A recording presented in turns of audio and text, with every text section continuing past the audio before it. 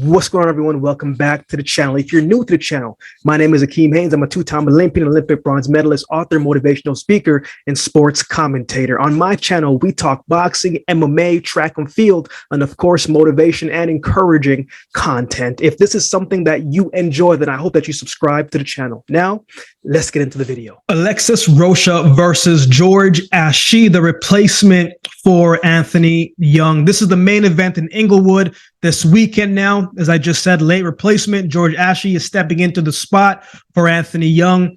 Sometimes late replacements can be dangerous. We've seen what happened before, especially last year, right? Where they don't always turn out how they should.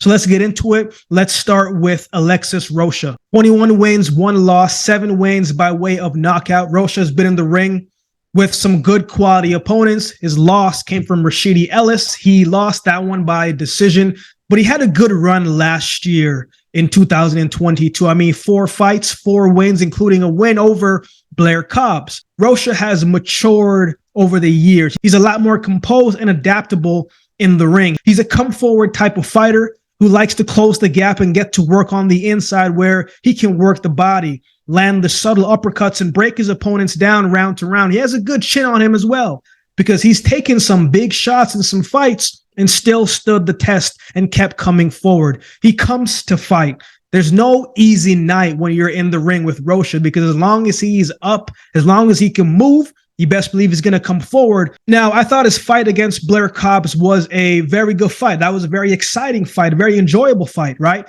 Blair has that style where he can frustrate you because he's high movement, right? And a counter puncher, right? And the subtle level changes that he does, it's hard to catch him if you aren't cutting off the ring. If you're just chasing him around, man, he's going to make it a long night for you. But in that fight, I mean, Blair Cobbs in the beginning was doing what he does, right? Waiting to capitalize off his opponent's mistakes. Rocha got clipped in that fight a few times, but he did the right thing, right? He never wavered, right? Never got over anxious, never got flustered. He just kept coming forward, right? He didn't get frustrated. He just kept biding his time, kept throwing his shots and didn't overextend himself and stuck with it.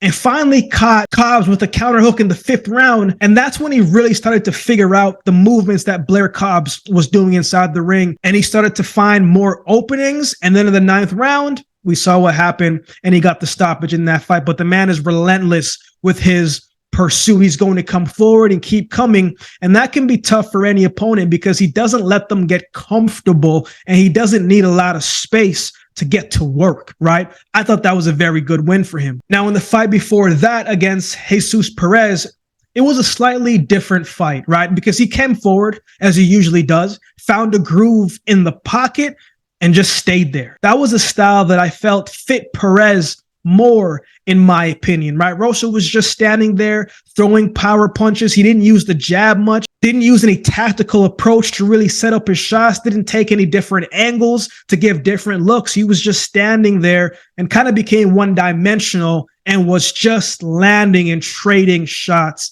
And I don't think that was the right way how to go about it. I think that made it a lot harder for him and actually gave Perez some really good moments to get back into the fight and land some clean flush shots of his own. But nonetheless, right, he still won the fight. And at the end of the day, that's all that matters. I don't think Rocha expected Perez to give him that much of a fight and resistance. I'm not saying he took the night off, but if he would have fought Perez like how we did Blair Cobbs, probably would have got him out of there. Let's talk about his opponent, George Ashie, right? This is a big fight for Ashie, right? 35 wins, 5 losses, 1 draw, 24 wins by way of knockout. I haven't really seen him fight before, right? Now he's 38 years old, right? So there's a bit of an age difference there. He fought a good portion of his fights in Ghana, right? He lost a split decision to Emmanuel Tago, who fought on the Ryan Garcia cards, had some early losses early in his career. Now he usually fights between 135 and 140, so he's coming up to welterweight, 147 pounds in this fight. One fight last year, which he won by knockout. But I went back and I watched some tapes on him, and the man can punch, right? He uses the jab well. He's got good reflexes, not too bad of a counter puncher, likes to stalk and walk his opponents down. In his last fight against Robert Quay, he was in control of that fight from the jump.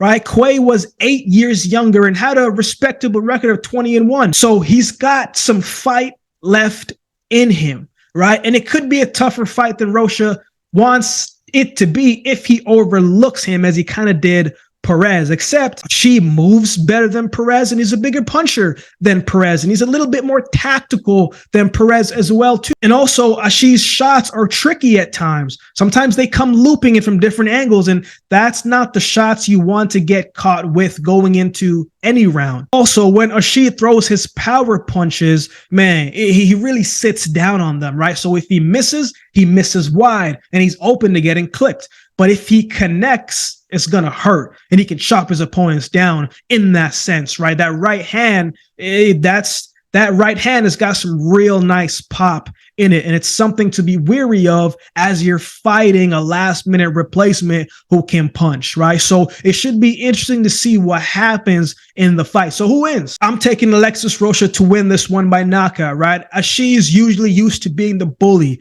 the guy who's coming and walking guys down, right? But I think Rocha is going to come out, start swinging early, and fluster Ashie. Plus, Ashie is coming up in weight, and we don't know if that power is going to carry or that endurance is going to be able to last the full fight as well too.